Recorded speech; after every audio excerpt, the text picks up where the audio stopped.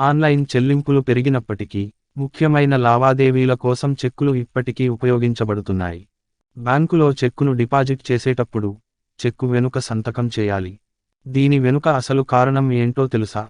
Cheque book చాలా మంది వాడుతూనే ఉంటారు. పెద్ద మొత్తంలో లావాదేవీలు నిర్వహించాలంటే చెక్ బుక్ కావాల్సిందే. చెక్ బుక్ కలిగిన వారు చెక్ జారీ చేసేటప్పుడు చాలా జాగ్రత్తగా ఉండాలి. లేదంటే చాలా ఇబ్బందులు పడాల్సి వస్తుంది. చెక్కు రాసేటప్పుడు, దానిపై తేదీ, పేరు, ప్రతిదీ రాస్తాము. దీనితో పాటు, దిగువ కుడి మూలలో కూడా చివరిలో సంతకం చేయబడింది. దీని తర్వాత చెక్ బ్యాంక్ లేదా ఇతర వ్యక్తికి జారీ చేయబడుతుంది. మీ స్వంత ఖాతా కోసం చెక్కును జారీ చేసేటప్పుడు చెక్కు వెనుక వైపు సంతకం చేయాల్సి ఉంటుంది. కొన్నిసార్లు బ్యాంక్ సిబ్బంది దీనిపై సంతకం చేయమని మీకు గుర్తు చేస్తారు. అయితే చెక్ వెనుకవైపు ఎందుకు సంతకం చేయాలి అని ఎప్పుడైనా ఆలోచించారా? చెక్కును బ్యాంకుకు తీసుకెళ్లిన తర్వాత చెక్కును క్యాషియర్కు ఇస్తారు.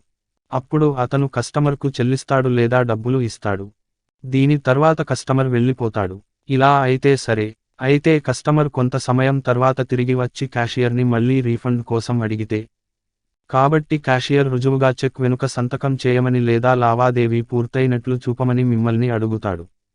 ఇది నియమం కోసం మాత్రమే చేయబడుతుంది. అలా చేయడానికి మరో కారణం కూడా ఉంది.